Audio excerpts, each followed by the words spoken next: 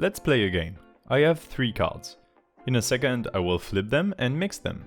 If you pick wrongly, you have to click away. And if you pick right, you get to subscribe to the Variety channel and watch me draw an epic battle scene.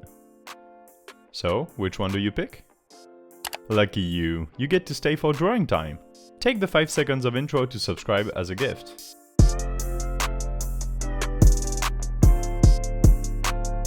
Well, hello there, I'm Detroit. I came today equipped with a stylus, a glove, and of course a graphics tablet. I have a sketch on Photoshop that's been open for way too long. It's time to get to it. I'm not lying, I literally did that sketch like 4 weeks ago and then I never continued it. I only saw the scene in my head without any idea of the style or even the detailing, which is why I stopped working on it for a while. Because of the subject of the scene, I'm thinking about drawing it like a manga panel at first, but then I decide otherwise. Drawing with a manga style is really hard, technically speaking. There are ways to draw the lines and stuff that I'm not really good at. If I were to tell you the whole truth, I don't think I can make a manga panel. Apart from characters here and there, I've never drawn anything that could be considered manga-like. As you can see in the sketch here, there's a tiny character with a sword or something attacking the giant figure.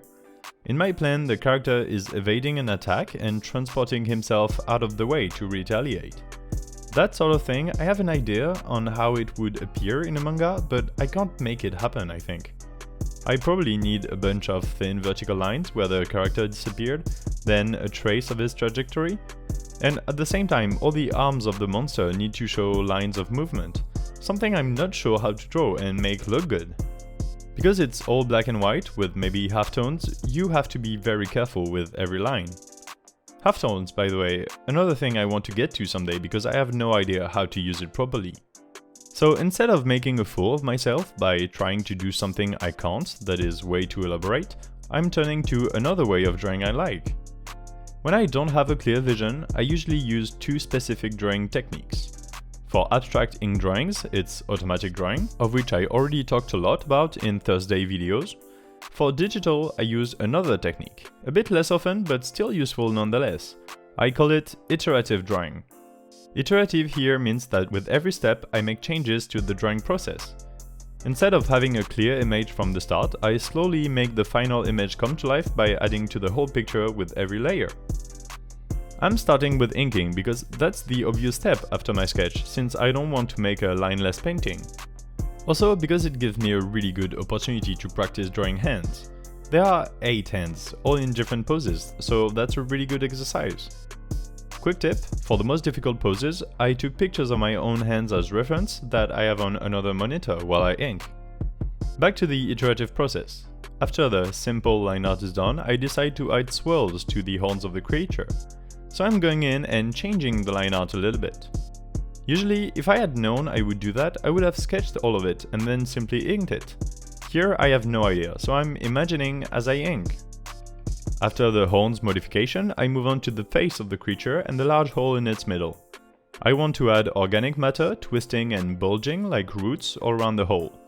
That was the second step in the iterative process. After that I add the same root-like features to the rest of the face and body and more swirls on the arms. For an iterative process, you really need to not think of your line art as a finished thing. A tip for that would be to ink in another color than black, like red for example.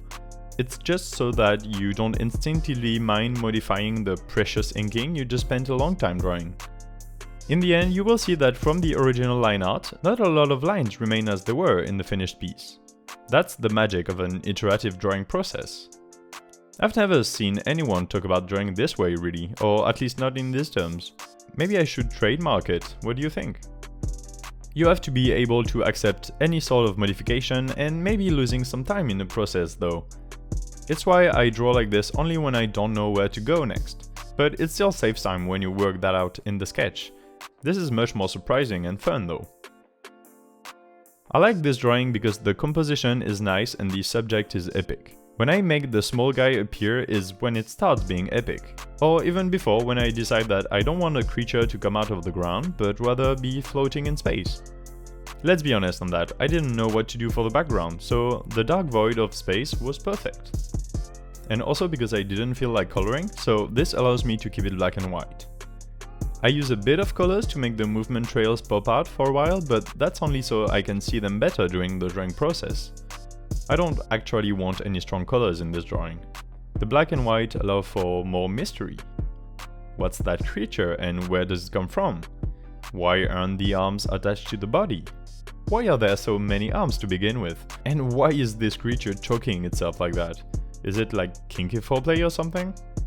It's an epic battle of a David against a giant space Goliath. It feels like the sort of thing you would read in a Chinese light novel, when all the characters are basically gods and they fight other gods.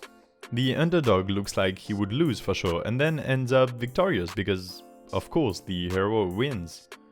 The point is that this battle is epic, and it feels impossible to win. And if I'm allowed to say that about my own drawing, I think the monster design is really cool. Especially when I add a layer of dark shading on the swirls that make up its body. My plan for that was to add a lot of black and then make the outside lines in white to differentiate from the background, but actually I like that it's less obvious. Near the end of the drawing process, the galaxy was a bit too different from the rest of the drawing, so I extended the swirls onto it. It feels weird to have line art and a soft texture brush like that next to each other without them interacting. With a bit of swirls on the galaxy, it mixes together much better. Something I also attempt to work on a bit more is the movement trails of white light, but I give up because I don't know how to make it look good and coherent with the rest. The gradient I added on them is good, but the rest of the picture is very much black or white, no in between, so a gradient seems kind of out of place. Drawing is just like a music solo for that. If you hit a wrong note, a good idea is to really insist on it, like a lot. The gradient is the wrong note, and me insisting on it is the white outer glow on the 7 spheres and on the fighter. By introducing more gradients in the picture, the ones already there that felt out of place before are now more coherent with the image. That's another tip for you. One day I will write down a proper list of all the tips that come up in my drawing processes and that I never think about otherwise, and I will make a good tutorial. I've made tutorials before, go check them out please, but all of them are only half-assed. I swear one day I'll put a bit more heart into it to make something really good. Same goes for my videos. Somehow I always end up deprecating myself. I'm always saying things like, I didn't know what to draw, or I'm not sure about that aspect. I need to be more confident in my stuff, I guess, or at least appear like this. My humble guess is that it's the same for every artistic content creator out there. Only they want to look very professional all the time, and I want to show you the reality of it. Again, this channel is a log of how creating content really is. I don't want to be insanely good from the start, I want to build up to it and I want you to grow with me. Follow me on this journey, I don't think you will regret it. Subscribe with the red button below and come find me on Instagram and Twitter from the links in the description. If this video was useful or pleasant for you to watch, click like and leave a comment to let me know if you enjoyed this sort of content. Again, I'm Detroit and I'm happy you watched till the end. See you in 3 to 4 work days. Bye!